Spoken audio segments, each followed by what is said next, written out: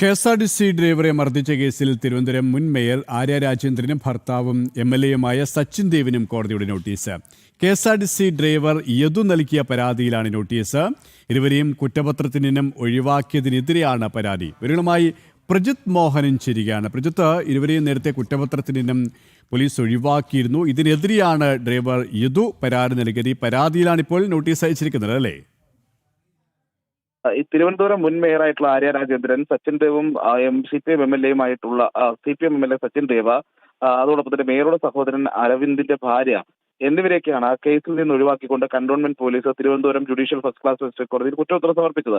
ഇതിൽ മേയറുടെ സഹോദരനായിട്ടുള്ള അരവിന്ദിനെ മാത്രം പ്രതിയാക്കി കുറ്റപത്രം തള്ളണമെന്ന് ആവശ്യപ്പെട്ട് യദു കോടതിയെ സമീപിച്ചിരുന്നു. ഈ ഹർജി സ്വീകരിച്ചാണ് കോടതി ആര്യ രാജേന്ദ്രനെയും സച്ചിൻ ദേവിനും ഇപ്പോൾ നോട്ടീസ് അയച്ചിരിക്കുന്നത്. FIR-ൽ പേരുള്ള എല്ലാവരെയും പ്രതിയാക്കണമെന്നും ഇപ്പോഴത്തെ കുറ്റപത്രം റദ്ദാക്കണമെന്നുമാണ് യദുവിന്റെ ആവശ്യം. അതോടൊപ്പം തന്നെ ബസ് കണ്ടക്ടറായിരുന്ന സുബിനെയും പ്രതിപട്ടികയിൽ ഉൾപ്പെടുത്തണമെന്ന് യദു ഹർജി നൽകിയിരുന്നു. സുബിനാണ് മേയർക്ക് അടക്കമുള്ളവരുടെ സമ്മർദ്ദത്തിന് വഴങ്ങി ബസ്സിലെ മെമ്മറി കാർഡ് നശിപ്പിച്ചതെന്ന് യദു ആരോപിക്കുന്നു. ഈ 2024 ഏപ്രിൽ 27 ഉണ്ടായിട്ടുള്ള സംഭവത്തിലാണ് ഇപ്പോൾ വീണ്ടും ഈ മേയർ ആര്യ രാജേന്ദ്രനും MLA സച്ചിൻ ദേവിനെതിരെ കോടതി നോട്ടീസ് അയച്ചിരിക്കുന്നത് എന്നുള്ളതാണ്. അതിൽ ഏറ്റവും പ്രത്യേകതയുള്ള കാര്യം, കോടതി പലതവണ ഈ കേസിൽ അന്വേഷണം സത്യസന്ധമായി നടത്തണമെന്നും തെളിവ് സംരക്ഷിക്കണമെന്നും ഒക്കെ നിർദ്ദേശം നൽകിയതാണ്. കേസിൽ നിന്ന് മേയറെയും ഭർത്താവിനെയും കേസിൽ നിന്ന് രക്ഷിക്കാൻ പോലീസ് ആദ്യം മുതൽ ശ്രമിച്ചിരുന്നതും വ്യക്തമായിട്ടുള്ളതാണ്. അപ്പോൾ ഇതൊക്കെ നിലനിൽക്കെയാണ് പ്രധാന പ്രതികളെ ഒഴിവാക്കി കുറ്റപത്രം സമർപ്പിച്ചത്.